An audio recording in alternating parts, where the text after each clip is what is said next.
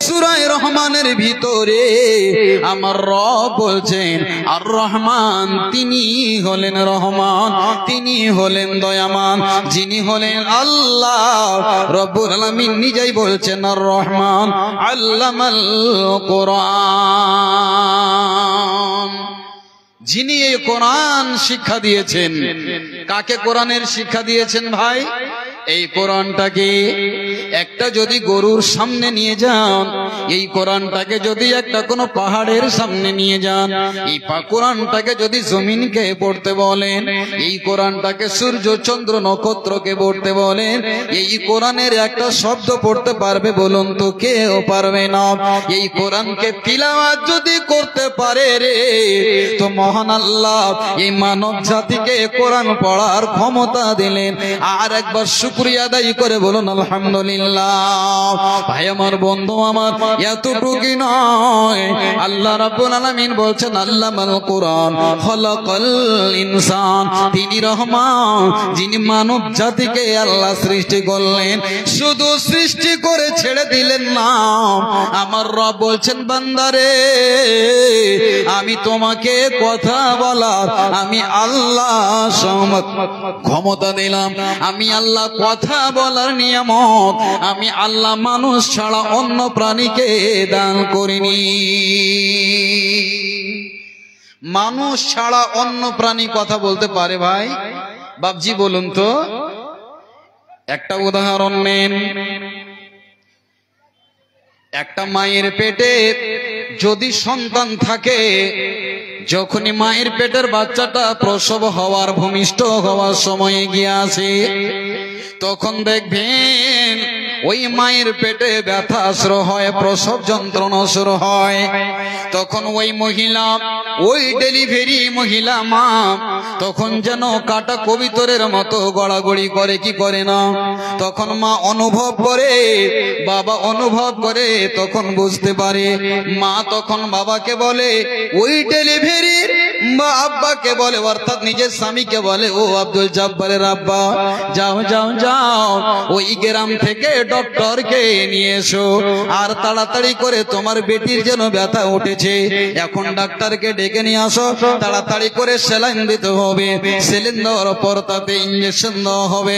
শত চেষ্টা করলো ডক্টর, কিন্তু সন্তানটা পৃথিবীতে ভূমিষ্ঠ হলো না।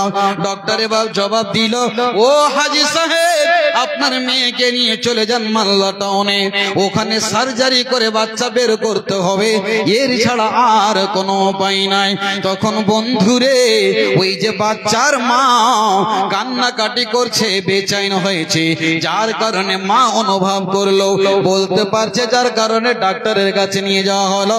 তার সমস্ত ফিটনেস করার পর বেলেট দিয়ে, কাঁচি দিয়ে পেটটা কেটে বাচ্চাটাকে বের করে যেন মা নিস্তার পেয়ে গেল।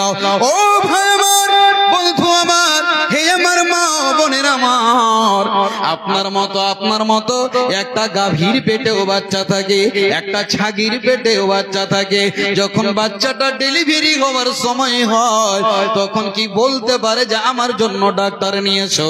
ভাই আমার, বন্ধু আমার, তাকে খিদা লাগলেও একটাই ভাষা, আনন্দেও থাকলে একটা ভাষা, পেটে যদি ব্যথা হয় তো একটাই ভাষা, অন্য ভাষা কোনো ব্যবহার করতে পারে কি বলেন? কিন্তু মহান আল্লাহ মানুষ জাতিকে এত সম্মানিত করলেন এবং কথা বলার আল্লাহ ক্ষমতা দিলেন। ভাই, যখন যেরকম প্রয়োজন তখন সেরকম আল্লাহ কথা বলার জন্য, আল্লাহ মানুষকে কথা বলার জন্য শক্তি দিলেন এবং বিবেক দিলেন। বিবেক, দুটো জিনিস আল্লাহ আমাদেরকে দিয়েছেন। কটা জিনিস দিয়েছেন? একটু ভালো করে শুনুন। দুটো জিনিস, একটা হলো কথা বলার ক্ষমতা, দ্বিতীয় নম্বরে হলো একটা হলো বিবেক। এই যদি মাইকটাতে আমি এখন যদি গান বলি তো আপনারা বলবেন মাওলানার দিমাগ খারাপ হয়েছে, বহরমপুর ডাক্তার হাসানের কাছে নিয়ে যাও, না হলে এর ব্রেনের কাঁটা অন্যদিকে ঘুরেছে, না হলে এই জলসার মঞ্চে কেন কেন এখানে গান বলবে।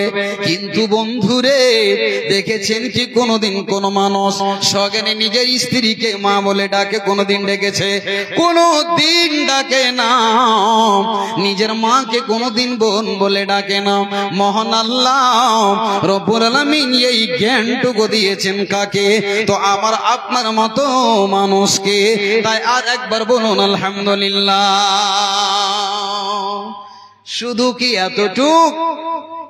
আল্লাহ বলছেন, আল্লাহ রাব্বুল আলামিন পবিত্র কোরআনের সূরা রুমকে খুলে দেখুন। রংবাজের কথা বলবো না, কোরআনকে পড়ে দেখুন বন্ধুরে। বাপজি আমার আল্লাহকে চিনতে পারবেন, কত বড় তিনি ক্ষমতাশীল, তিনি কত বড় মিস্ত্রি, তিনি কত বড় কারিগর। আমি আব্দুল হান্নান রাহিমি, আমার গলার আওয়াজটা আল্লাহ আলাদা করেছেন কি করেননি? আমার পূর্বে মাওলানা মুমতাজ আলী সাহেব বক্তব্য রেখেছেন, তার গলার আওয়াজটা আলাদা কিনা বলুন। আমার পরে শাহিনুর আসবে, তার গলাটা আলাদা কিনা বলুন। আমার চেহারা আলাদা, শাহিনুরের চেহারাটা আলাদা, মাওলানা মুমতাজের চেহারাটা আলাদা। আল্লাহ বলছেন, বান্দারে আমি যদি সবারই গলার আওয়াজকে একই করতাম, তবে কেউ কাউকে তফাৎ করতে পারতো না, কেউ কাউকে তফাৎ করতে পারতো না। মনে করে নেন আপনি এখান থেকে জলসা শুনে নিজের বাড়িতে যাবেন, রাত 2টোর সময় যাবেন, আপনার গলার আওয়াজ, আপনার ছেলের গলার আওয়াজ, সবারই গলার আওয়াজ যদি একই হয়, তবে দরজার সামনে গিয়ে ডাকবেন আব্দুল্লাহর মা।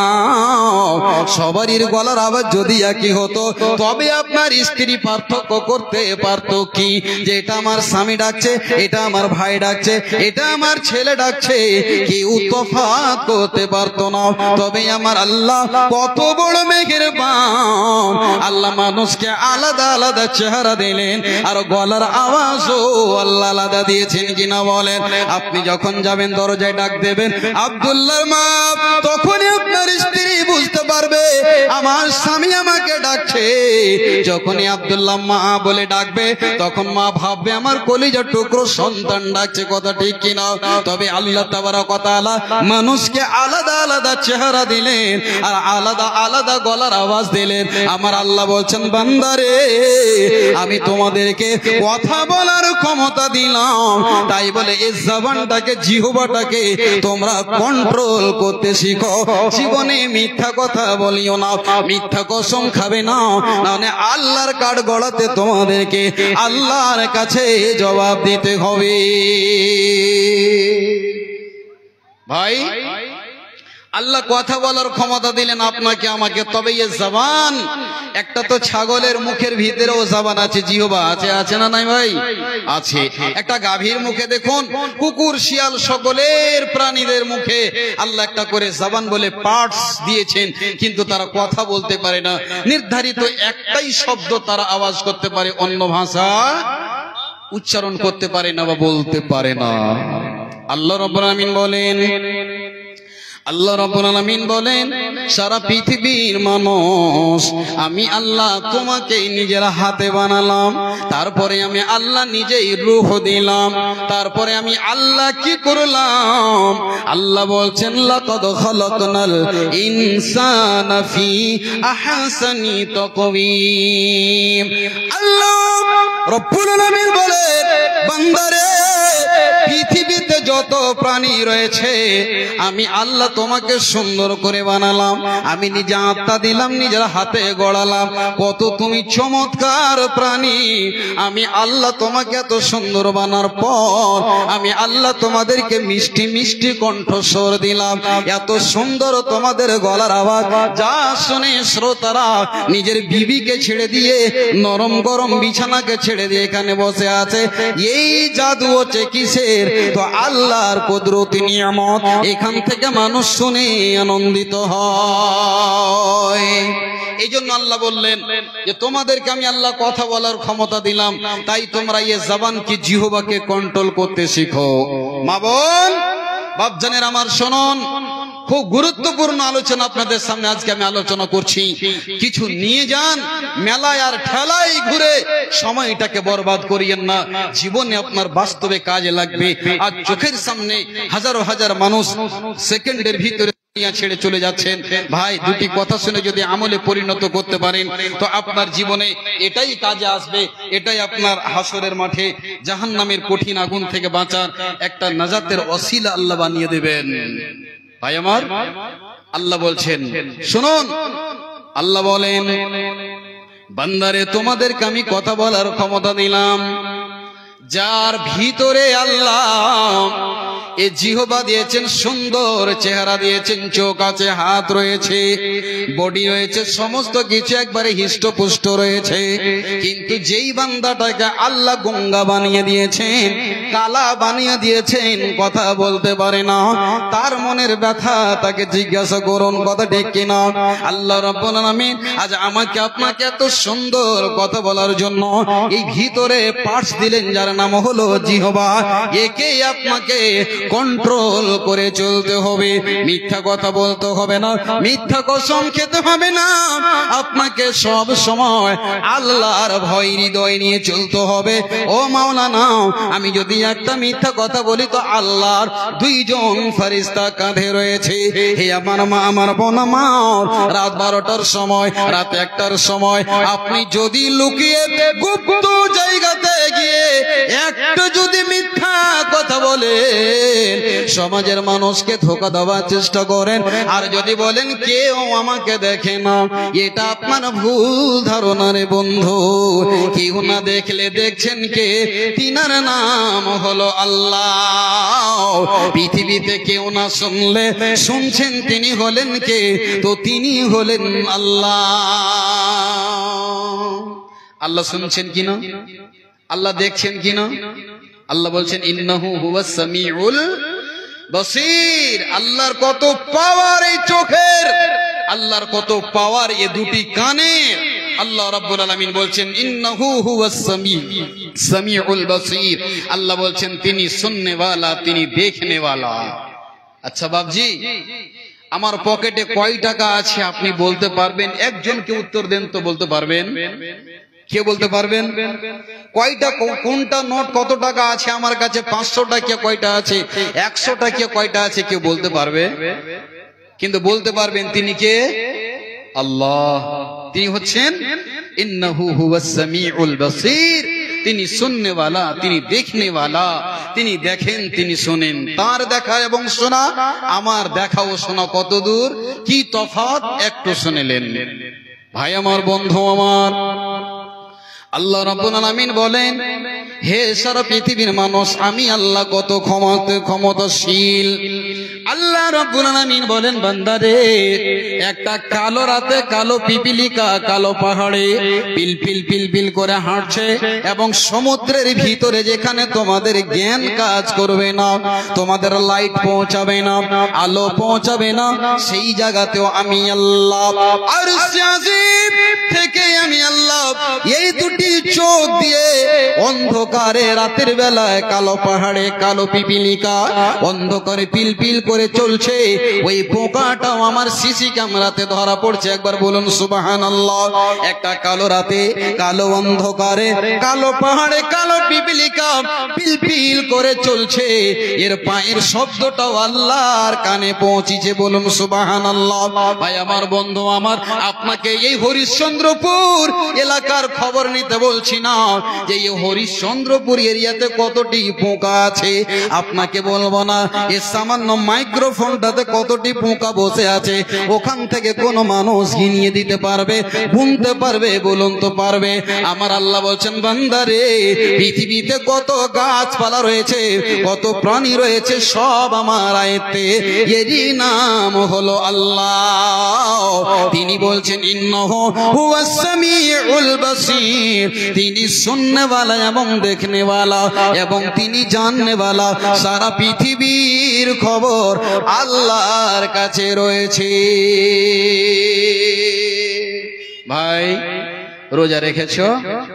রমজান মাসে রোজা রেখেছো? মুলি সাহেব, আল্লাহর কসম একটাও রোজা ছাড়িনি। আল্লাহর কসম একটাও রোজা ছাড়েনি, খালি আজকের রোজাটা ছুটে গেছে কোনো কারণবশতে, কিন্তু একটাও রোজা রাখে না। মিথ্যা বলে কার চোখে ধুলা ছিটালো? একজন ইমাম সাহেবের। মিথ্যা কথা বলে দিল, বিচার সালিসে বলে মিথ্যা কসম খেয়ে নিল। আল্লাহ বলছেন মানুষের চোখে ধুলা ছিটাতে পারো, কিন্তু আমার চোখে কেউ ধুলা ছিটিয়ে পার হতে পারবে না। আল্লাহ রাব্বুল আলামিন বলেন, বান্দা হে নারী পুরুষ তোমরাও শুনে নাও, মা বোন রে, আল্লাহ রাব্বুল আলামিন বলছেন তোমরা সব সময় আল্লাহকে দেখে ভয় করবে। বলবে মৌলভী সাহেব নতুন কোন ওয়াজ থাকলে শোনাও, এগুলো ওয়াজ শুনতে ভালো লাগে না, ডেহারা গাও, গীত গাও, আর বিভিন্ন ধরনের রং বেরঙের গাজাল বলো, তবে আমরা শুনবো। বন্ধুরে, যদি আপনি 10টা না থেকে 2 জন মানুষ এই কোরআনের বাণী শুনে একটা লোক যদি কেউ আমল করে নেয়, এত বড় বিশাল জলসা করে আপনার ধন্য হয়ে যাবে কমিটি। কিন্তু বন্ধু আমার, আল্লাহ তাবারক ওয়া তাআলা বলছেন, হে মানব সম্প্রদায় তোমরা আল্লাহকে দেখে ভয় করো মুমিন। আল্লাহ বলছেন, ইয়া আইয়ুহাল্লাযীনা আমানুত্তাকুল্লাহ, তোমরা আল্লাহকে দেখে ভয় করবে। বাবজি আল্লাহকে দেখে ভয় কাকে বলে? তো মসজিদে গিয়ে কান্নাকাটা করে, এটাই ভয়। তো শুধু কি মসজিদে গিয়েই কান্নাকাটা করবেন, ভয় করবেন, আর অন্য জায়গাতে আপনাকে আমাকে ভয় করতে হবে নাকি? যেই কোনো জায়গাতে রাতে দিনে সকালে দুপুরে সকালে চলতে ফিরতে উঠতে বসতে বাজারে মার্কেটে মসজিদে বাড়িতে দোষ বন্ধুকে নিয়ে যখনই কথা বলবো, আমার আল্লাহ বলছেন তোমরা সব সময় আল্লাহর ভয় তোমরা নিজের অন্তরে রাখবে।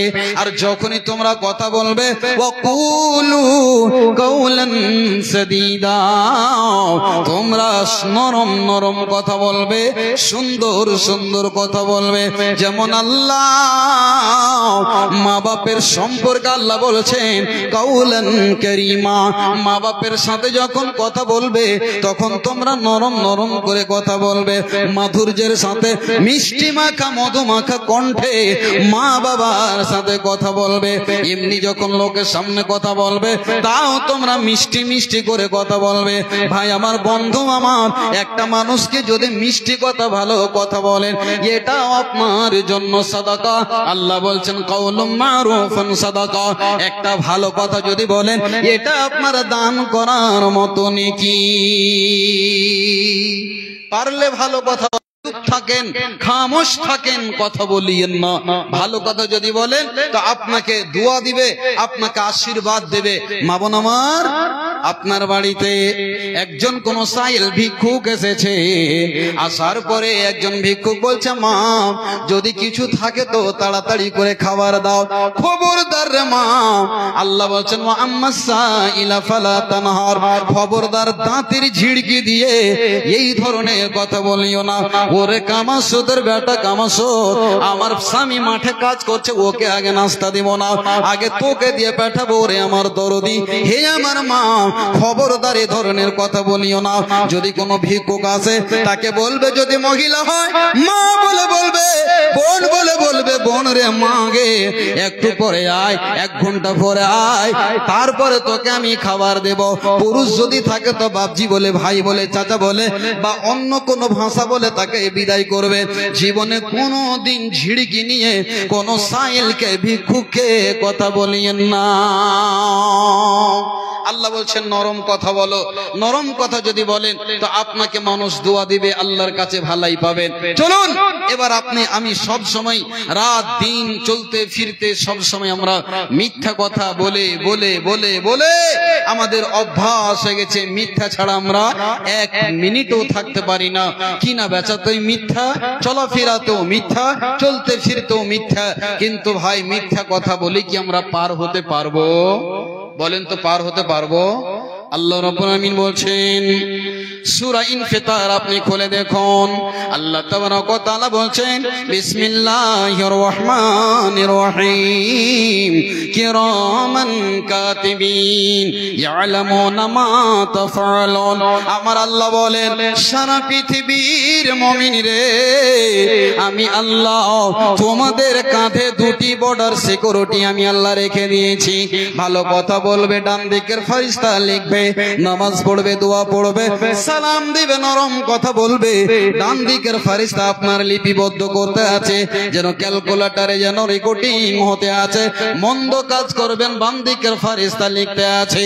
আল্লাহ তাবারক ওয়া তাআলা বলেন মা ইয়ালফিদু মিন কাওলিন ইল্লা লাদাইহি রাকীবুন আতীদ। আমার আল্লাহ বলেন হে সারা পৃথিবীর মানুষ, তোমরা মানুষকে ধোঁকা দিতে পারো, গ্রামের সর্দার মন্ডলকে ধোঁকা দিতে পারো, মসজিদের ইমামকে ধোঁকা দিতে পারো, কিন্তু আমি আল্লাহ দুটি আমি আল্লাহ বর্ডার সিকিউরিটি আমি নিযুক্ত করে রেখেছি, এরা সব সময় লিখতে আছে। এরা নিজের কাজে ব্যস্ত আছে, সব সময় লিখছে। আমি ভালো কথা বলছি, রেকর্ডিং হচ্ছে। মন্দ কথা বলবেন ভাই বাপজি আমার, মা বোনে আমার, ফাহেশ কথা অশ্লীল কথা, মুখে আপনি অশ্লীল অকথ্য গালি দিচ্ছেন, মুখে খারাপ ভাষা ব্যবহার করছেন, সব সময় আপনার রেকর্ডিং হতে আছে। আল্লাহ বলছেন মা ইয়ালফিদু মিন কাওলিন ইল্লা লাদাইহি রাকীবুন আতীদ। আপনি যে একটা কথা, যে একটি বাক্য মুখ থেকে উচ্চারণ করছে, এটাও আপনার আল্লাহর সামনে ধরা পড়ছে। যেদিন কিয়ামতের দিন আল্লাহ রাব্বুল আলামিন কি করবেন, হিসাব নেবেন। সেই দিন আল্লাহ সুবহানাহু ওয়া তাআলা আমার আপনার সকল নারী পুরুষ মেমোরি চিপস কার্ডের মতো যেমন আমরা মোবাইলে ব্যবহার করি, এই চিপসটাকে মেমোরিটাকে বের করে আল্লাহ রাব্বুল আলামিন একটা মেশিনের ভিতরে দেবেন। সঙ্গে সঙ্গে মিনি পর্দার মতো সারা জীবনের যত আমল রয়েছে ভালো মন্দ সব আপনার মিনি পর্দায় ধরা পড়ে যাবে, ধরা পড়ে যাবে। সেদিন বান্দা বলবেন হে আল্লাহ রব্বুল আলামিন মালি হাদাল কিতাব লা ইউগাদিরু সাগীরাতাও ওয়ালা কাবীরা ইল্লা আহসাহা।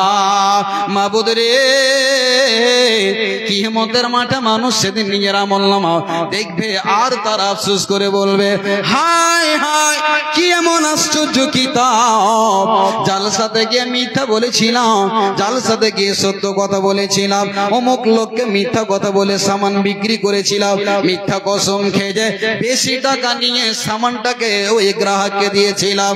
আল্লাহ রব্বুল আলামিন সব আমার আমলনামায় ধরা পড়েছে। কোন এমন আশ্চর্য কিতাব আল্লাহ রব্বুল আলামিন একটাও ছাড়া পড়েনি। সেদিন আশ্চর্যিত হয়ে সেদিন আপনি আমি নিজের আমলনামায় দেখতে পাবো। মানুষকে ধোঁকা দেবেন, ফেরেশতাকে ধোঁকা দেওয়া যাবে না। তারা রেকর্ডিং করতে আছে, কল রেকর্ডিং হতে আছে। ভাই আপনাকে একটা উদাহরণ দিই, কোন ছেলে যদি কোনো মেয়ের সাথে ভালোবাসা করে, অবশেষে ছেলেটা ধরা পড়লো, খুব চক্রান্ত চালিয়ে তারপরে ওই ছেলেটার মেমোরি কার্ডটাকে নিয়ে চিপসটাকে নিয়ে থানাতে নিয়ে যাওয়া হবে। একটা মেশিন আছে, যখন ওই চিপসটাকে দেওয়া হবে, ওই প্রেমিক প্রেমিকার সাথে 10 বছর ধরে যত কথা বলেছে, টাইম মাস সাল সব সেকেন্ড মিনিট যা কথা বলেছে সব টেপ রেকর্ডে ধরা পড়ে কি পড়ে না? আমার আল্লাহ বলছেন একটা মানুষ যদি এতটুক ব্রেন খাটিয়ে একটা মানুষের 10 বছরের সব কথাকে রেকর্ড করে রাখতে পারে, তো আমি আল্লাহ কেন রাখতে পারি না? এর উপরে আপনাদের বিশ্বাস আছে কিনা বলুন তো? আছে তো বিশ্বাস? বিশ্বাস করতেই হবে, না হলে আপনি পূর্ণ মুমিন হতে পারবেন না। তো ভাই আমার যেটা বলার উদ্দেশ্য সেটা হচ্ছে সত্যের উপকারিতা। সত্য বলবেন, সব সময় আপনার নোকসান হয়ে গেলেও, ক্ষতি হয়ে গেলেও চেষ্টা করবেন যে মাওলানা জীবনে মিথ্যা কথা বলবো না। যখনই কথা বলবেন সত্য কথা বলার চেষ্টা করবেন। রাতে দিনে সমাজে মসজিদে বাড়িতে আপ্রাণ চেষ্টা করবেন যে আমার মুখ দিয়ে যেন একটা মিথ্যা কথা না বের হয়। কেন? আল্লাহ আমাকে জিহবা দান করেছেন, এই কথা বলার ক্ষমতা দান করেছেন। এই জন্য বিশ্ব নবী মহানবী জনাবে মুহাম্মদ রাসূলুল্লাহ সাল্লাল্লাহু আলাইহি ওয়াসাল্লাম বলছেন, তোমার উপরে সত্য বলা ফরজ, তোমাকে সত্য বলতেই হবে। আলাইকুম বিসিদক ইন্নাস সিদকা ইয়াহদি ইলাল বির। তুমি সত্য কথা যদি বলো, তোমাকে সত্য কোথায় নিয়ে যাবে? নেকির পথে নিয়ে যাবে। এই নেকি ইন্নাল বিররা ইয়াহদি ইলাল জান্নাহ, এই নেকি তোমাকে জান্নাতের পথ দেখাবে। বলুন সুবহানাল্লাহ। আজ মানুষ সত্য মিথ্যা বলে কোনো তফাৎ নেই। এই জবান দিয়ে জিহবা দিয়ে যা ইচ্ছা তাই প্রকাশ করছে, খিলখিল করে হাসছে, মিথ্যা কসম, অশ্লীল ভাষা দোকানে পাসারে। একটা আলেমের দিন একটা যদি ইচ্ছা করে চায়ের দোকানে বসতে যাচ্ছে তো কথা বলতে পারে না, ওখান থেকে তাড়াতাড়ি করে মৌলভী সাহেবকে চলে আসতে হচ্ছে। কেন? আজ তারা খাবে গুটকা, রজনীবাস ইত্যাদি। তারা সবসময় মিথ্যা কথা, অশ্লীল ভাষা, কথায় কথায় গালি দেয়। আজ দোকান পাশে একটা আলেমের জায়গা নয়, কথা ঠিক কিনা বলুন? যেই কোনো জায়গাতে যেন একটা নামাজি মানুষ বসে যা আরাম করে খাবে, এই তো বিড়ি টানছে, ওইদিকে সিগারেট খাচ্ছে, এদিকে মধু খাচ্ছে, ওদিকে গুটকা খাচ্ছে, এইদিকে প্যাচার প্যাচার করে থুতু ফেলছে, ব্যস্ত হয়ে যাচ্ছে, কোনো মানুষের জায়গা নেই আরামে বসে দুটো কথা বলবে বা শুনবে। এরকম পরিস্থিতি বর্তমান যুগে দোকানে বসা যায় না, কথা ঠিক কিনা বলেন? ভাই আমার, বন্ধু আমার, এই জন্য আপনি সব সময় সদা সর্বদা সত্য কথা বলুন। সত্যের কি গুণ? সত্য আপনাকে নাজাত দিতে পারে, সত্যই আপনাকে পরিত্রাণ দিতে পারে। আপনাকে চমৎকার একটা ঘটনা শোনাবো ভাই আমার, বন্ধু আমার। তার আগে একটা কথা শুনুন। আল্লাহর নবী, বিশ্ব নবী জনাবে মুহাম্মদুর রাসূলুল্লাহ, সবাই বলুন একবার সাল্লাল্লাহু আলাইহি ওয়াসাল্লাম, তিনি বলছেন, হাদিসের রাবি হযরতে আনাস রাদিয়াল্লাহু তাআলা আনহু। দেখুন ভাই বাপজানের আমার, এরকম মঞ্চে যোগ্য সভাপতি থাকতে গেলে একবারে সিনা উঁচু করে কথা বলি, ভালো লাগে।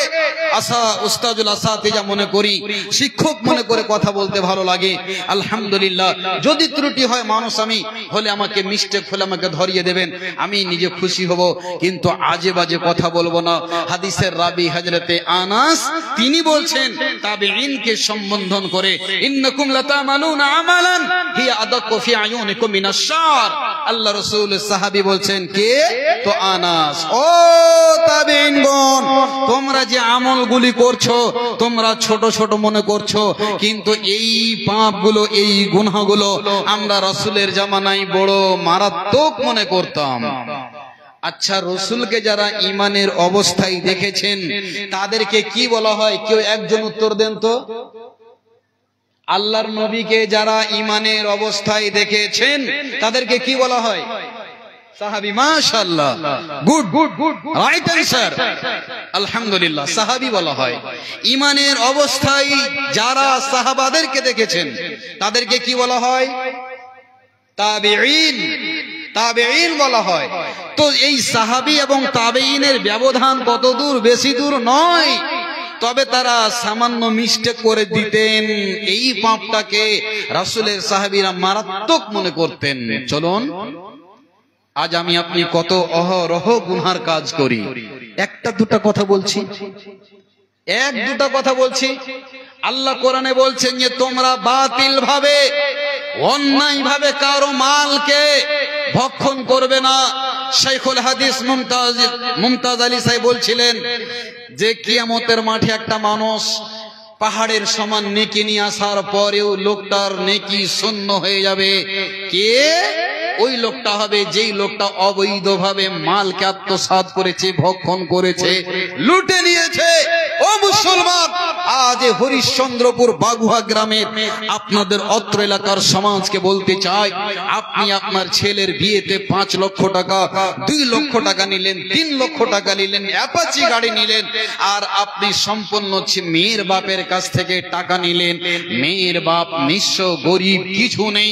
মসজিদে মসজিদে ওই মেয়ের অভিভাবক এই ছেলেকে পণ দেওয়ার জন্য আজ মসজিদে, জুমার মসজিদে সালাম ফেরার পর লোকটা চোখের কোনা দিয়ে পানি ঝরায়, হাত দুটোকে ভিক্ষার হাত সামনে বাড়িয়ে দিয়ে বলে, আমি অমুক গ্রাম থেকে এসেছি, আমার ছেলে নেই, সব মেয়ে, আমার 2 নাম্বার মেয়েটার বিয়ে দেব, 3 লক্ষ টাকা লাগবে, আপনারা আমাকে সহযোগিতা করবেন। ইমাম সাহেব তখন বলেন, বাপজি আপনি গেটের সামনে চলে যান, দরজার সামনে যান, গামছাটা পাতাবেন, ওখানে আপনাকে যে যা পারবে দিবে। কথা বলে কি বলে না বলুন? সেটাকে আমি আর আপনি এই কাজগুলো করি। শুনে রাখুন, আল্লাহ রাব্বুল আলামিন বলছেন এটা হলো বান্দার হক। যদি তুমি কোন মানুষকে এইভাবে দাঁড়ে দাঁড়ে ভিক্ষার ঝোলা নিয়ে ঘোরাও, তুমি জেনে নাও তোমাকে একদিন ভিক্ষার ঝোলা হাতে করতে হবে। এই দুনিয়ায় যদি আমি আল্লাহ তোমাকে না দেখাই, তো কিয়ামতের মাঠে তোমার সমস্ত আমল বরবাদ হয়ে যাবে। ভাই আমার, বন্ধু আমার, আল্লাহর নবী বললেন যে তোমরা এমন আমল করবে যে আমলগুলোকে তোমরা ছোট মনে করবে। ও মুসলমান, এই গুনাহগুলো সাহাবারা মারাত্মক মনে করতেন। আজকে দেখুন মুসলমান, এই যে কালী পূজার রাত চলে গেল, আপনাদের এলাকায় গেল কি গেল না? কত মুসলমানকে দেখলেন হিন্দুর বাচ্চারা বসে বসে তাস খেলে, জুয়া খেলে। ওই জায়গাতে মুসলমানের বাচ্চা বসে বসে রাত কাটিয়েছে। আজ দেখে বন্ধুকে ওই সুদের উপরে গাড়ি লাগিয়েছে। এরকম হাজার হাজার মুসলমান রাত কাটিয়ে দিল কাদের কাছে?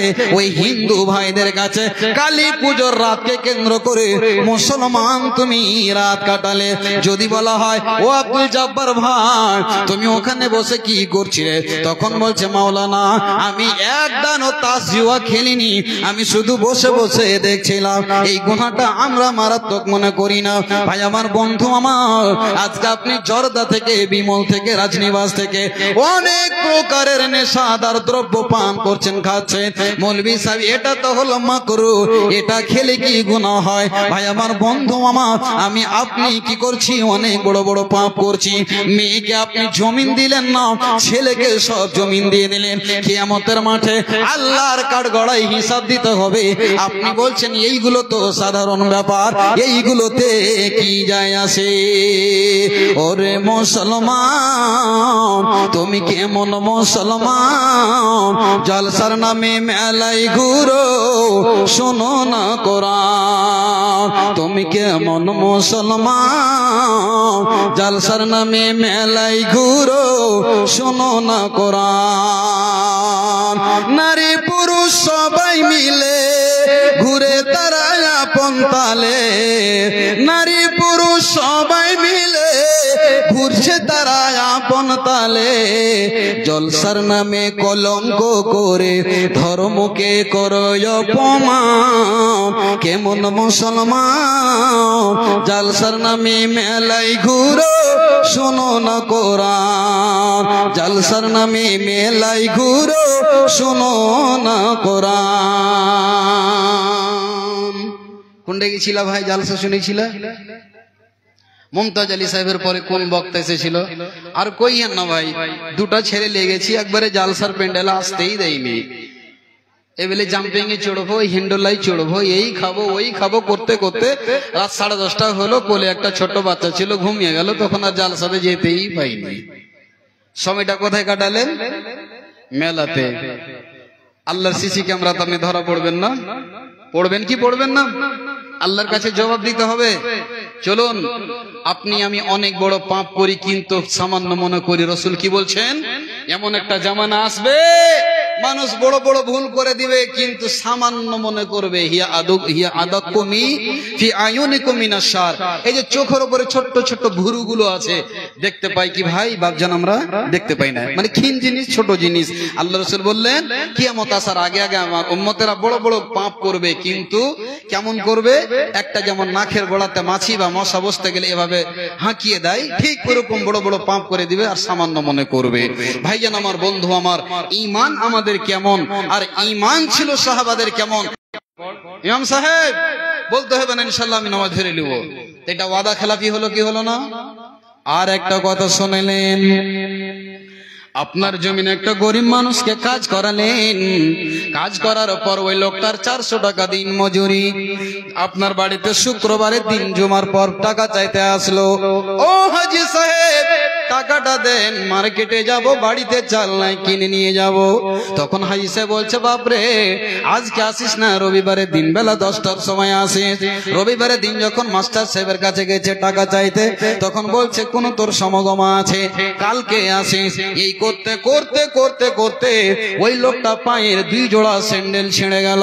হাজি সাহেব মাস্টার সাহেব ওই মজদুরকে, গরিব মানুষটাকে 1000 বার ওয়াদা করে সময় মতো টাকা দেয় না। নবীজি বলছেন, উম্মত রে, যারা মুনাফিক হবে তাদের ভিতরে এই গুণ পাওয়া যাবে, এই বৈশিষ্ট্য পাওয়া যাবে, এই খাসলতটা পাওয়া যাবে।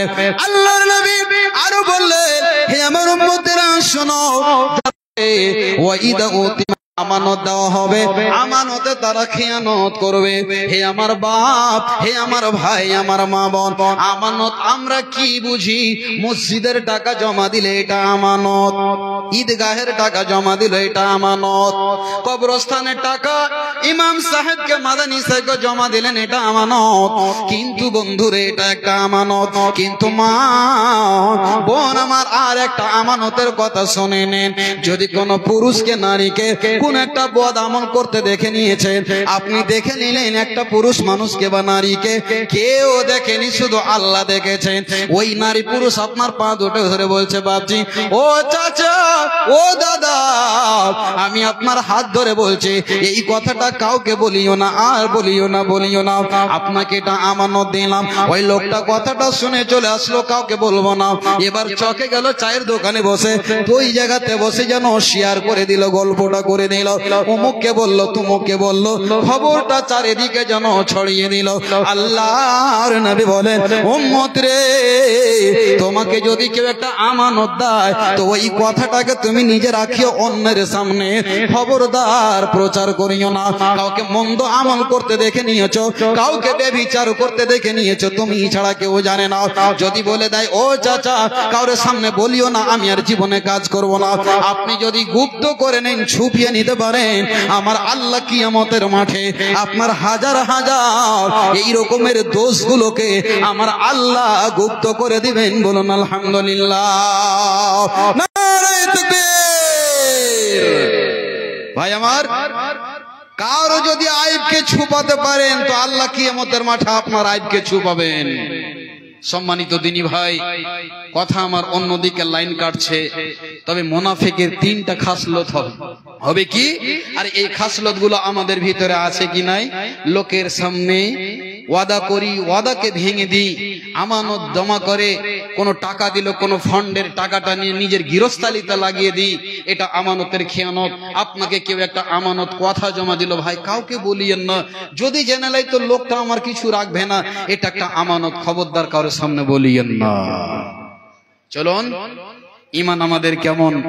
আমাদের ইমান তো কচুর পাতের উপরে যেমন পানি থাকলে টলমল টলমল করে, ওইরকম, ঠিক কিনা বাবজি বলেন তো? আমাদের ইমানের চারানা দাম আছে, সব সময় মিথ্যা মিথ্যা না বলে আমরা থাকতে পারি না। আপনাকে চমৎকার একটা ঘটনা শোনাই। আল্লাহ রসুলের জামানায় একটা যুদ্ধ হয়েছিল, গজওয়া, যে গজওয়ার নাম হচ্ছে, যুদ্ধের নাম হচ্ছে গজওয়ায়ে তাবুক। খুব গরমের সময় যুদ্ধটা হয়েছিল। ভাই কথাটা শুনে যাবেন, আপনাকে জোড় হাত করে বলছি, একটা বাজে বাজে কথা বলবো না। সেই সময়টা ছিল খুব গরমের, গাছে গাছে ফল পেকে আছে। রাসূল ঘোষণা দিলেন, যুদ্ধটা হয়েছিল সম্ভবত 9 হিজরিতে, না সাহেব, গজওয়ায়ে তাবুক 9 হিজরিতে। রাসূল 30,000 সৈন্য নিয়ে যুদ্ধে গেলেন। আল্লাহ রাসূল সাল্লাল্লাহু আলাইহি সাল্লাম এলান করলেন।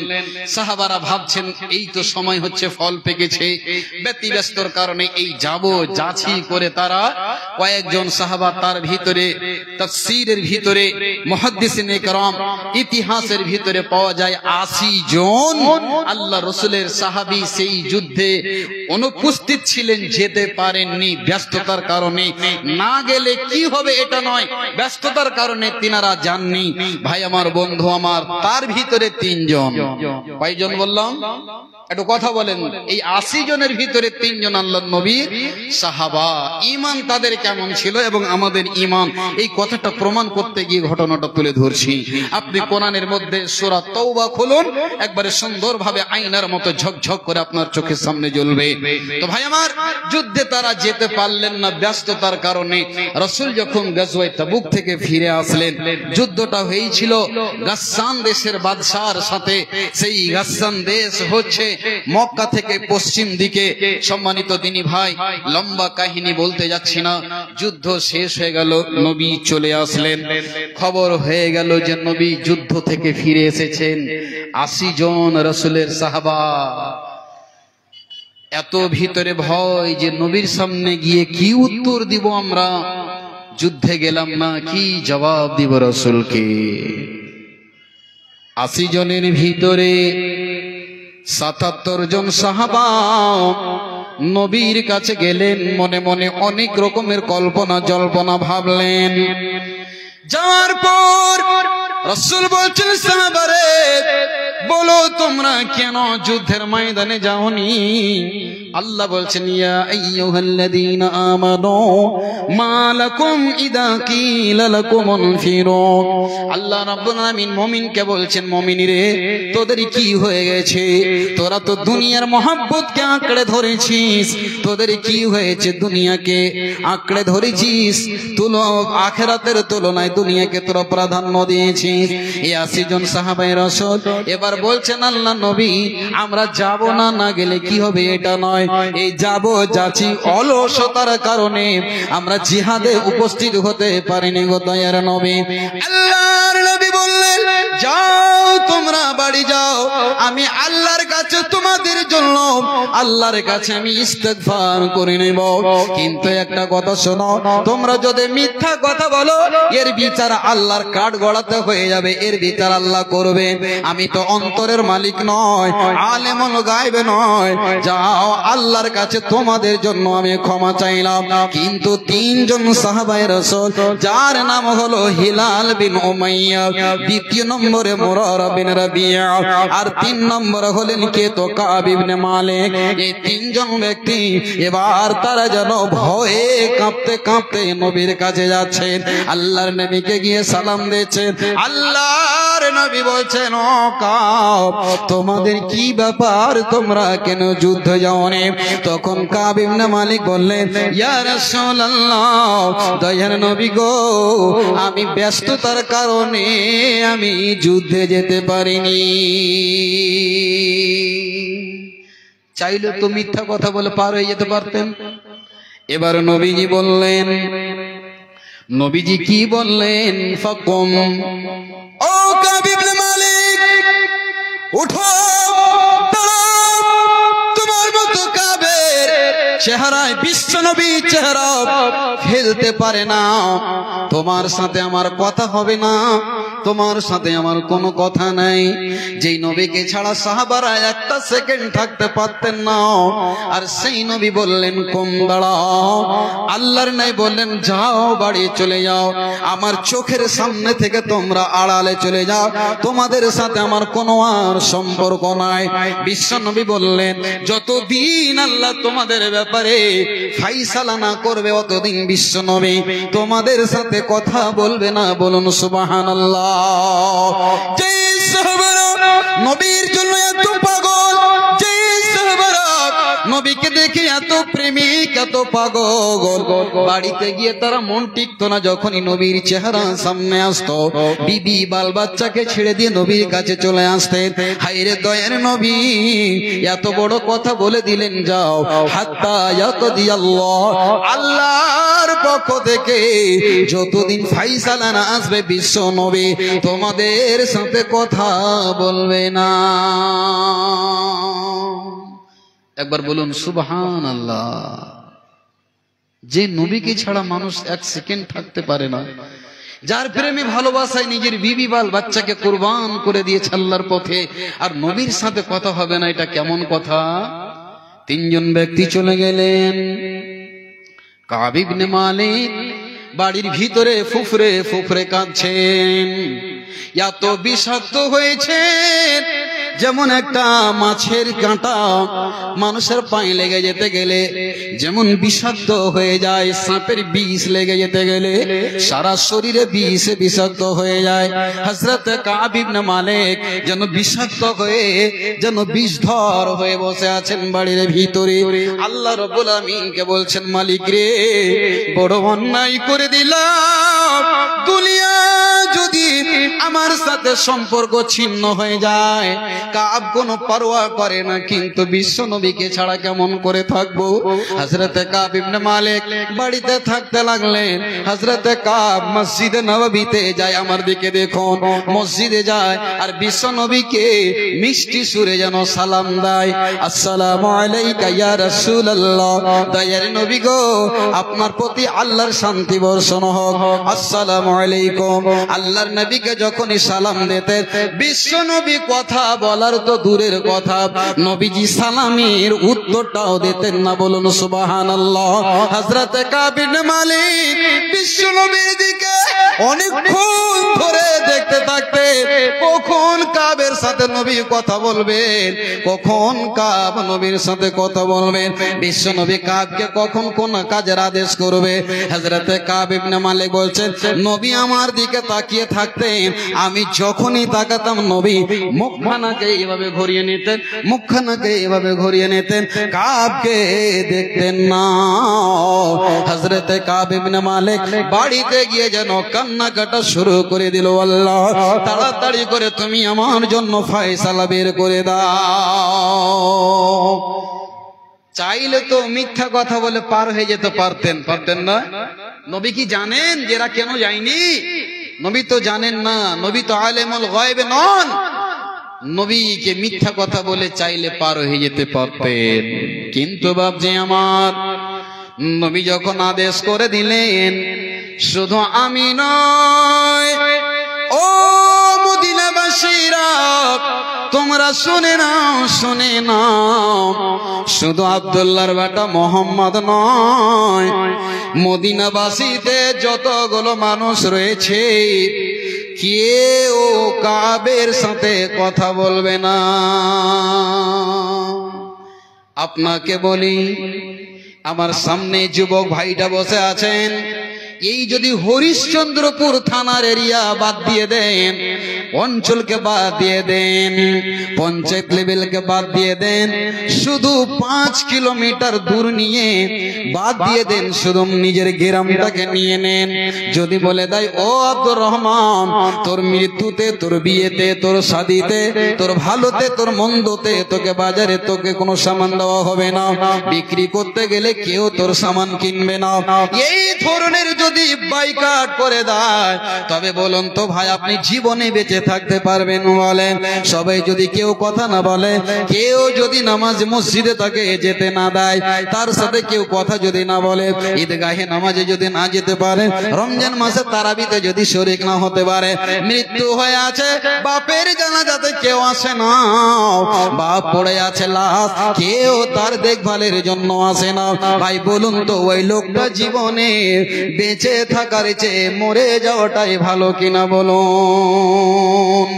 আল্লাহ বলছেন, যাকাত আলাইহিমুল আরদ, আল্লাহ বলছেন তার জন্য যেন কোষাদা প্রশস্ত আল্লাহর জমিনটা যেন ছোট হয়ে গেল।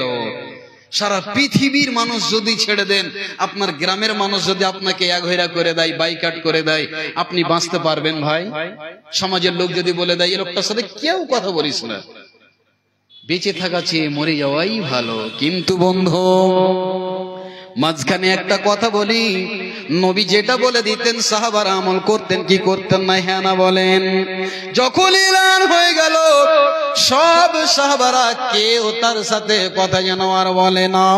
আজকে যদি বাঘুয়া গ্রাম হতো, হরিশ্চন্দ্রপুর এলাকার মানুষ হতো, যদি একটা লোককে নামাজের জন্য যদি বাইকাট করা হয়, জানাজাতে যদি তাকে কান ধরা ওঠা বসা করা হয়, যদি তাকে অপমান করা হয়, ওই বেনামাজি লোকটার দিকে হাজার হাজার মানুষ চলে যায়। তোরা ওকে নিয়ে থাকবা না থাক, এই লোকটার দিকে আমরা থাকবো। কত নামাজির বেটা নামাজি হয়েছো, এই লোকটাকে সমাজের সামনে অপমান করছো। এই কথাটা বলে কি বলে না? কত নামাজির বেটা নামাজি, ঠিক আছে তোমরা আলাদা জামাত করে খাও, আমরা আলাদা জামাত করে খাবো, হাঁড়ি আলাদা করে নাও, সমাজে তোমরা আলাদা থাকো, আমরা থাকবো আলাদা। বেনামাজির দল বেশি ভারী হবে না নামাজির দল বেশি ভারী হবে? ভাই বেনামাজির দল বেশি ভারী হবে। একটা লোক মদ পান করছে, যে সমাজের লোক খালি 10টা জুতা লাগায়, তো বলে এত গালা লোকের সামনে এরকম দামি মানুষকে জুতা লাগাইলে ঠিক আছে তোমরা আলাদা সমাজ করো, আমরা আলাদা থাকবো। ভাই আমার, বন্ধু আমার, কিন্তু নবীর জামানার সাহাবারা সবাই যেন কথা বন্ধ করে দিলেন। কতদিন গেল, কতদিন গেল, 40 দিন গত হয়ে গেল। একবার বলুন সুবহানাল্লাহ। শুধু ঘরে আর বাইরে, ঘরের ছাদের উপরে আর যেন কোনো জায়গায় নয়, ওই জায়গাতে শুধু আল্লাহকে ডাকছে আর কাঁদছে, যেন তওবা করছে রব্বুল আলামিন। ওই যুদ্ধে যায়নি, রব্বুল আলামিন গুনাহটাকে তুমি মাফ করে দাও আল্লাহ। যদি এই অবস্থায় কাবের মৃত্যু হয়ে যায় তো আল্লাহর কাছে কি জবাব দেব? ভাই আমার, বন্ধু আমার, এই বিশুদ্ধ ভাবে আছেন। এরপরে নবীজি আর একটা সংবাদ পাঠালেন, কাব তুমি শুনে নাও, 40 দিন তোমার গত হয়ে গেল। আজকের ডেট থেকে, আজকের তারিখ থেকে তুমি তোমার বিবির সাথেও কথা বলবে না, তার সাথে কোনো সম্পর্ক থাকবে না, সম্পর্ক ছিন্ন হয়ে যাবে। আল্লাহর নবীর সাহাবা কাব ইবনে মালিক সঙ্গে সঙ্গে নিজের বিবিকে বাপের বাড়ি পাঠিয়ে দিলেন। বলুন সুবহানাল্লাহ। আজকে আমি আপনি হলে পাঠাতাম, নবী থাক আমি কাউ দুনিয়া ছেড়ে দিতে পারবো, কিন্তু আমার স্ত্রীকে ছেড়ে দিতে পারবো না। হুকুম চলে আসলো, কিন্তু বিবি চলে গেল, পারওয়া নাই। সাহাবারা কথা বলেন না, পারওয়া নাই। কিন্তু নবীর প্রেমে মত্ত, নবীকে ছাড়া কি করে থাকবে, এই চিন্তা ভাবনা নিয়ে হযরত কাব ইবনে মালিক খুবই টেনশনে যেন রাত দিন কাটছে। আল্লাহ কখন আকাশ থেকে জিবরিল আমিন নবীর কাছে ওহী নিয়ে আসবে, কখন আল্লাহ আমার তওবাটা কবুল হবে, এই চিন্তা ভাবনার মধ্যে আছে। তিনি ফজরের নামাজের পড়ার পর ছাদের উপরে একদিন রয়েছেন। এই 50 দিনের ব্যবধানে গাসসান দেশের সম্রাট একটা চিঠি লিখে পাঠালো। কাকে? তো কাব ইবনে মালিককে। ও কাব ইবনে মালিক, তোমাকে নবী বাইকাট করেছে, তুমি আমার কাছে চলে এসো, তোমাকে আমি রাজত্বের সমস্ত ধন সম্পদ দিয়ে রাজত্বের কুরসিটা তোমাকে দিব, প্রধানমন্ত্রী বানিয়ে দেব, তোমাকে হোম মিনিস্টার বানিয়ে দেব, তুমি নিয়ে নাও, তোমাকে গদি দিয়ে দেওয়া হবে। হযরতে কাব ইবনে মালিক বলেছিলেন, ও গাসসান দেশের সম্রাট, তোমার কুরসিকে আমি লাথি মারি, সারা পৃথিবীকে ছেড়ে দিতে পারি, কিন্তু বিশ্ব নবীর মোহব্বত, বিশ্ব নবীর ভালোবাসাকে আমি ত্যাগ করতে পারি না। আমি তোমার চিঠিকে ঠুকরে দিই, আমি তোমার চিঠিকে আমার পায়ের তলের জুতার তলে রাখি, আমি তোমার বাদশাহী চাই না। আল্লাহর নবীর সাহাবার ঈমান কেমন ছিল সম্মানিত দিনী ভাই ও বন্ধু আমার।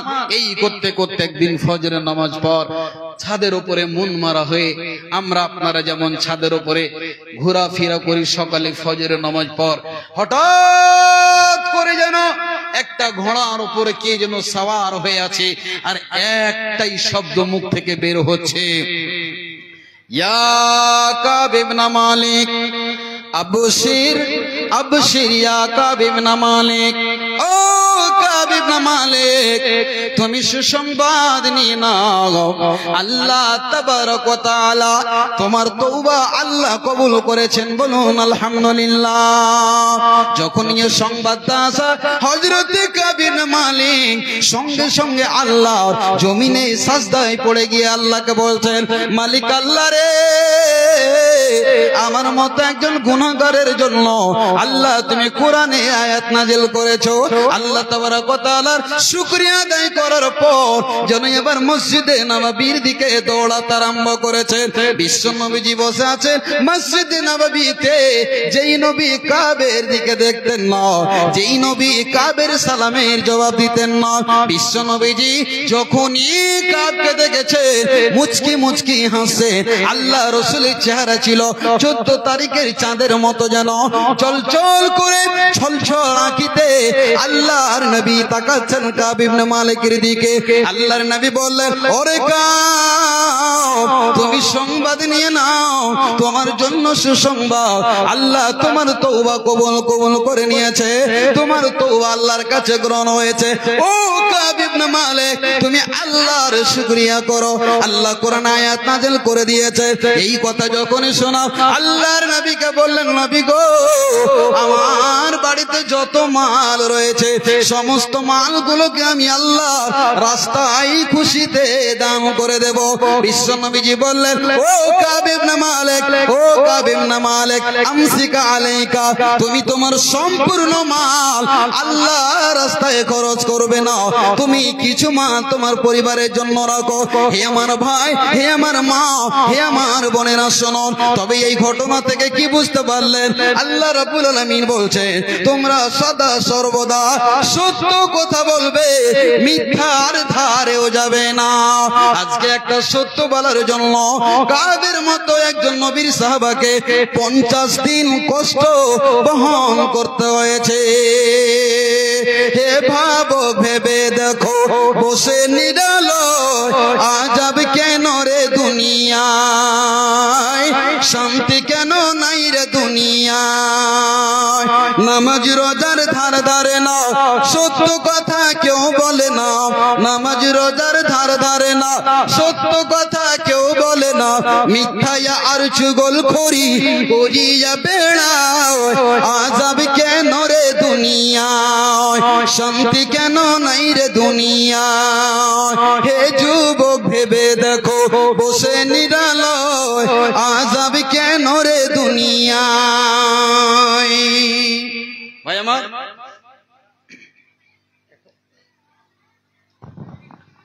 ডেলিগেট এখন 100 টাকা করে, ডেলিগেট এখন 100 টাকা করে। অতএব যারা ডেলিগেট খেতে ইচ্ছুক, ডেলিগেটের জায়গায় পৌঁছে যান।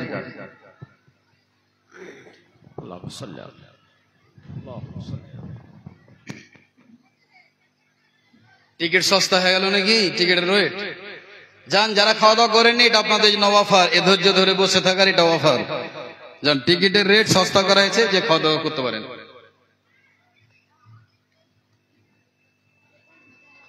এখানে যারা বসে আছে তারাই যাবে এই কথা না, হয়তো যারা জানে না তাদের ক্ষেত্রে বলা হচ্ছে। তো ভাই, এটা হচ্ছে সত্য। সাহাবাদের ঈমান কেমন পাক্কা মজবুত ঈমান ছিল, চাইলে মিথ্যা কথা বলে পার হয়ে যেতে পারতেন, কিন্তু বললেন না। সম্মানিত দিনী ভাই ও বন্ধুরা আমার, আমি বলতে চাই, মসজিদের জন্য আপনারা জলসা দিয়েছেন, যেমন হযরতে কাব ইবনে মালিক খুশিতে নিজের মালকে আল্লাহ রাস্তায় কোরবান করতে চেয়েছিলেন। আজকে আপনারা, আল্লাহ আপনাদেরকে সুযোগ দিয়েছেন। কে এমন আল্লাহর গোলাম রয়েছেন যে আমি আজকে এই মসজিদের জন্য 1000, 2000, 5000 দান করবেন? এই সমাজের ভিতরে, মজলিসের ভিতরে কেউ একজন ওঠা বসা করবেন না আল্লাহর গোলাম। আল্লাহকে খুশি করার উদ্দেশ্যে একটু বসুন। আমি বেশি নয়, 2000 করে 5 জন কলম, 1000 করে 10 জন কলম চাইছি। 5000 থাকেন, একজন আছেন, 10,000 কলম। আল্লাহর গোলাম, অনেক টাকা পয়সা আপনাকে আল্লাহ দিয়েছেন, ধনশীল করেছেন। আল্লাহর ওয়াস্তে আপনারা নিজের খুশি মনে আল্লাহকে খুশি করার জন্য দিতে পারেন। আল্লাহু আকবার, মাশাআল্লাহ, জাযাকাল্লাহ, হাইয়াকাল্লাহ, বারাকাল্লাহ। শৈবুর রহমান ভাই আমার পরিচিত বন্ধু মানুষ। যেই বছর কাতলামারি মাদ্রাসা থেকে ফারাগাত করে আমি বের হলাম, সেই বছর আমার ভাই উনি গিয়েছিলেন সে মাদ্রাসায় লেখাপড়া করার জন্য।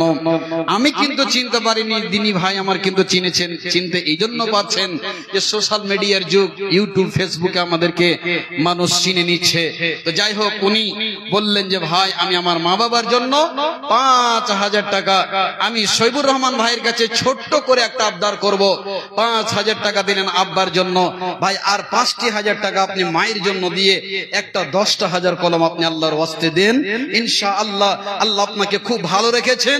আমার ভাই তিনি দুবাইয়ে থাকেন, আল্লাহ যেন রব্বুল আলামিন তার শরীর স্বাস্থ্যকে ভালো রাখেন, মুসিবত থেকে আল্লাহ যেন হেফাজত করেন, তার জন্য প্রাণ ঢালা দোয়া আমার থাকবে।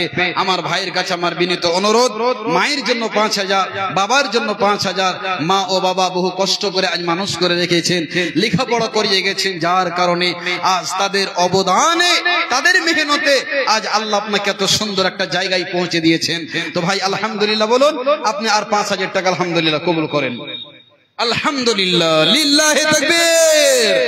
আলহামদুলিল্লাহ রব্বুল আলামিন শৈবুর রহমান ভাই আমার 5,000 করে মা বাবার জন্য 10,000 টাকা দান করেছেন। রব্বুল আলামিন গো তুমি তার দানকে গ্রহণ করে নাও। আল্লাহ রব্বুল আলামিন মারা গেছে নাকি জীবিত আছেন না দুইজনেই? আচ্ছা আচ্ছা, আল্লাহুম্মা আজিবিল বাস রব্বানা শাফা শাফিলা শিফাউকা শিফা আল্লাহ ইউগাদিরু সাকামা। রব্বুল আলামিন গো আল্লাহ তুমি আমার ভাইজানের আব্বা আম্মাকে আল্লাহ তুমি সুস্থতা দান করো। রব্বুল আলামিন তুমি ডাক্তারের ডাক্তার, তুমি কবিরাজের কবিরাজ, আল্লাহ তুমি জ্ঞানী। রব্বুল আলামিন গো তোমার মেডিসিন, তোমার চিকিৎসা, তোমার দয়া রহমত না হলে পৃথিবীর কোন ডাক্তার সার্জন ভালো করতে পারবে না। আল্লাহ তুমি তাকে সুস্থতা দাও।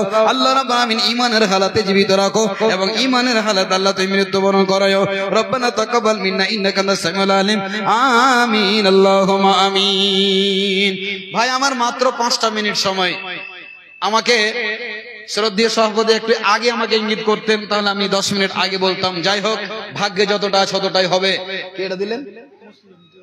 মুসলিম এখানে আছেন না? চলে আছে কই মুসলিম ভাই? আর একটু 5,000 আর 3 করে দেবেন, রাখবো তো, না দিলেও রেখে নেবো ইনশাআল্লাহ। তো যখন মুখটা খুললাম তো কিছু করে দেন। আলহামদুলিল্লাহ, আলহামদুলিল্লাহ দেন, আর কিছু দিয়ে দেন। রব্বুল আলামিন মোহাম্মদ মুসলিম ভাই আমার 3,000 টাকা দিয়েছেন। আল্লাহ রাব্বুল আলামিন গো তুমি তার দানকে সাদরে গ্রহণ করে নাও, মনের কামনা বাসনা পূর্ণ করে দাও। আমিন আল্লাহুম্মা আমিন। ভাই 1,000 করে 10টা কলম চেয়েছি। 1 নম্বরে কে আছেন? সামনে থেকে একটা চেহারা, এমন মায়ের সন্তান আসুন তো দেখি, তার জন্য প্রাণ ঢালা দোয়া দিব। মসজিদ আপনার জন্য সাক্ষী দিবে কিয়ামতের মাঠে। পৃথিবীতে সবচাইতে স্বল্প টাইমে যদি নেকির আমল থাকে সেটা হচ্ছে দান।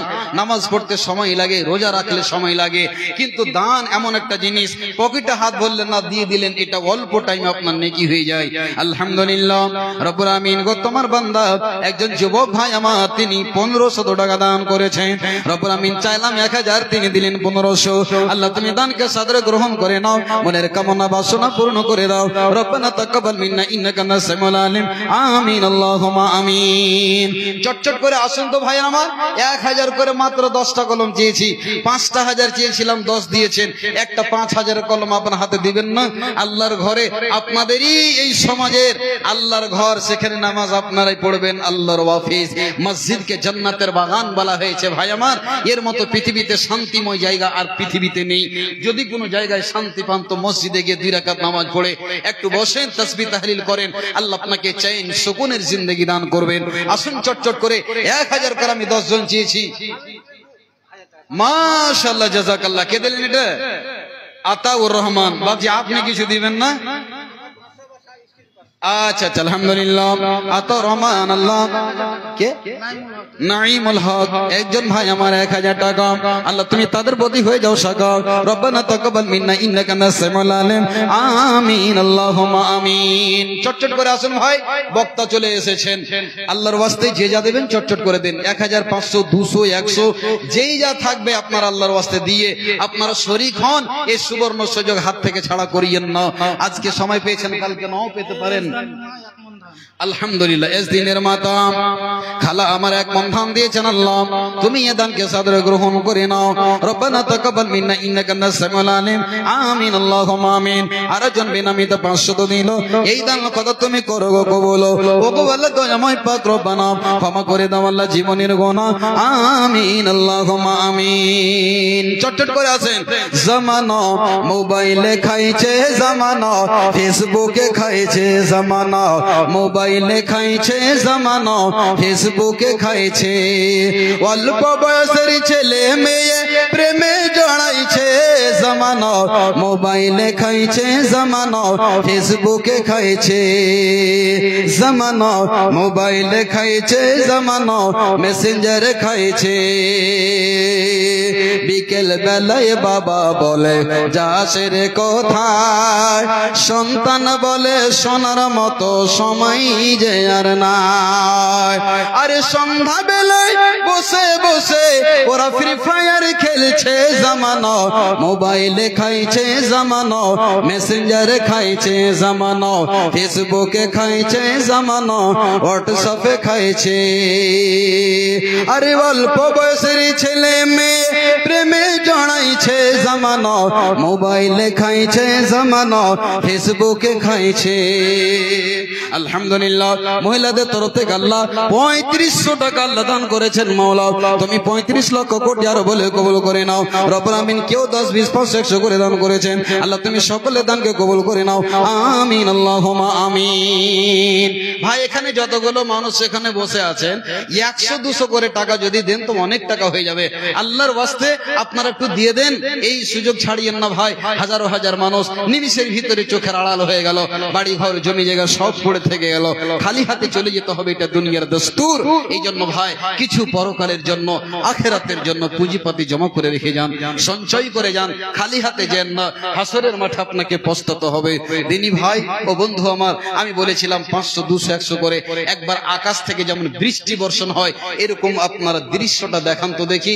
মৌলানা আমি বেশি না পারলেও 100 টাকা দিব, 200 টাকা দিব, একজন দুইজন করে চটচট করে আসুন। প্রধান বক্তা এবার গুরুত্বপূর্ণ কাটা কাটা কথা হাদিস ও কোরআনের সহিহ সুন্নাহর আলোকে আপনারা শুনতে পাবেন ইনশাআল্লাহ।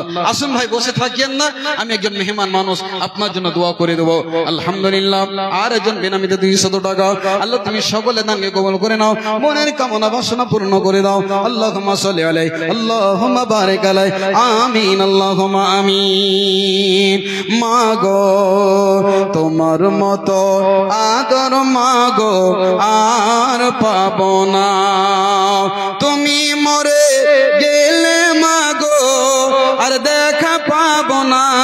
মাগো তোমার মতো আদর মাগো আর পাবো না। 10 মাসে 10 দিন পেটে রাখলে আরই কত কষ্ট পেলে, আর পহাইলে মাগো প্রসব যন্ত্রণা। মাগো তোমার মতো আদর মাগো আর পাবো না। রব্বি রহমহুমা কামা রব্বায়ানি সাগীরা। আর যদি গুনাহ থাকে মা বাপের কবিরা, সবই ক্ষমা করো রহমান ও গো রব্বানা। গো তোমার মতো আদর মাগো আর পাবো না। আমি তোরে গালি দিলে তবু ডাকো আব্বা বলে। যাই হোক, যতটি কথা বললাম আমল করার চেষ্টা করবেন, জীবনের সত্য কথা বলার চেষ্টা করবেন, মুখ থেকে ফাহিশ কথা অশ্লীল ভাষা ব্যবহার করিয়েন না। আল্লাহর কাঠ হবে এতটুকু ঈমান রেখে, আমি আল্লাহর উপরে 100% ভরসা রেখে, কিছু মানুষ যদি না শুনে 2 1 জন যদি আমল করে, আল্লাহ আমার বলা ও শোনা সকলকে আল্লাহ তুমি কবুল করো, আমিন। ওয়া মা তৌফিক ইল্লা বিল্লাহ। আকুলু কাওলি হাযা আস্তাগফিরুল্লাহ লি ওয়া লাকুম ওয়া লিসাইরিল মুসলিমিন। আসসালামু আলাইকুম ওয়া রাহমাতুল্লাহি ওয়া বারাকাতুহু।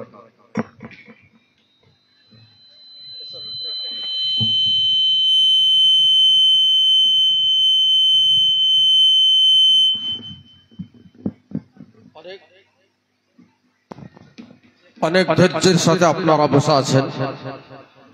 আলহামদুলিল্লাহ, আপনাদের এই ধৈর্যকে আল্লাহ কবুল করেন, এটাই দোয়া করি। যারা রাস্তা পথে এদিকে ওদিকে ঘোরাফেরা করছেন,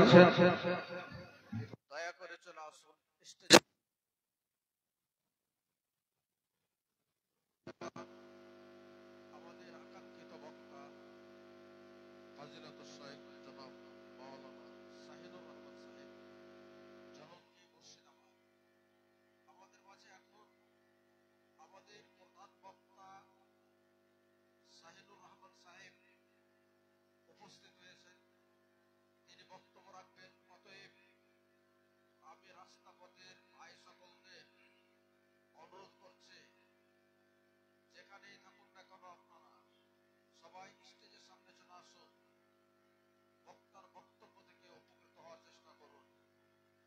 অত্যন্ত সুন্দর বর্ণনা উনি সুন্দর বয়ান উনি দেন।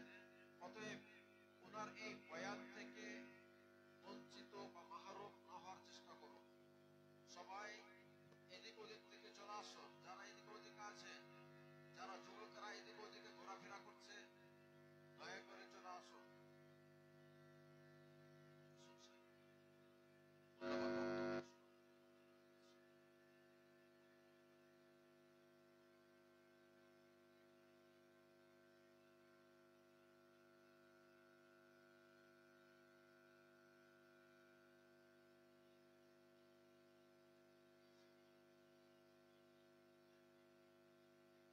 যারা কারো যদি ডেলিগেট হওয়ার ইচ্ছা থাকে তাহলে এখনই যাবে,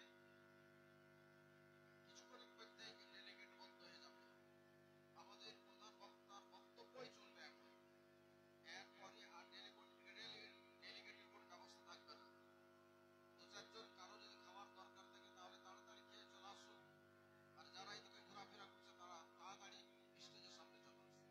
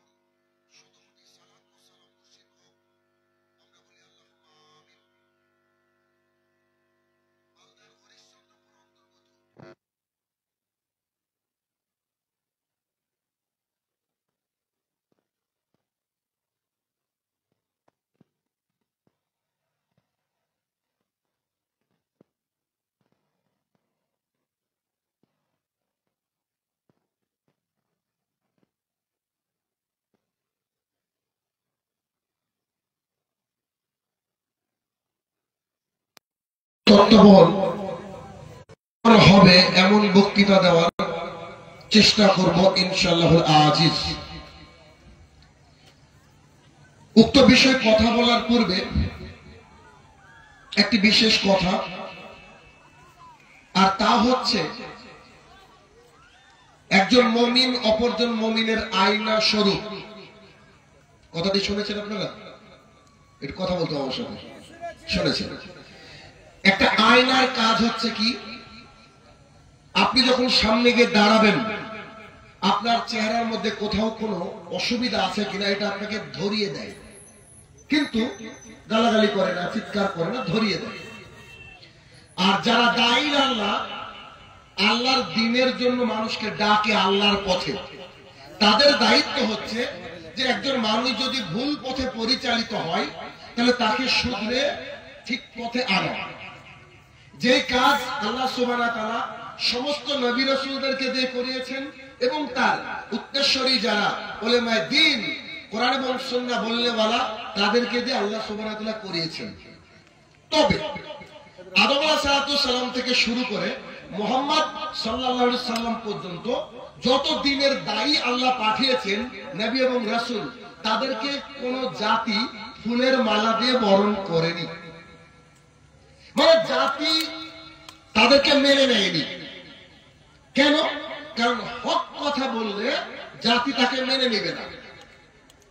দেখেন, যে বক্তা গজল বলে, যে বক্তা কোরআন সুন্নাহর বাইরে বক্তৃতা দেয়, তার কোনো টেনশন নাই, সব জায়গায় দাওয়াত, ও ঠিক গোল আলুর মতো সব তরকারিতে ফিট। কিন্তু যে হক কথা বলবে, ওই একবার হক কথা বলে যাওয়ার পরে আপনি ওকে 10 বছর ডাকবেন না। এটা হচ্ছে বর্তমান সমাজের চালচিত্র। আমার কথা কি বুঝতে পারছেন সবাই? এতক্ষণ তো অনেক আলোচনা শুনেছেন, আমার আলোচনা শুনে দেখেন তো একবার। আচ্ছা, তো যেটা আপনাদেরকে আমি বলতে চাইছি, ধরেন এটা একটা প্রাইমারি স্কুল, এটা একটা প্রাইমারি অথবা হাই স্কুল।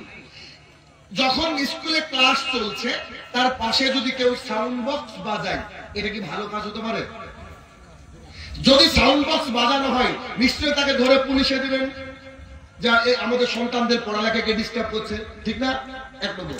2 নম্বর, আপনার বাড়িতে একটা বিশেষ মিটিং হচ্ছে, খুব সিরিয়াস একটা মিটিং, একজন বড় মানুষ এসেছে একটা বিষয় ফাইসলা করার জন্য, কিন্তু ওই বাড়ির আশেপাশে কিছু বাচ্চা ছেলেমেয়েরা চেঁচামেচি করছে, ওদেরকে কি চেঁচামেচি করতে দেবেন নাকি বাড়ি থেকে বের করে দেবেন? বলেন না, বের করে দেবেন, তাই না? কেন? ওখানে গুরুত্বপূর্ণ আলোচনা হচ্ছিল, তাই ফোন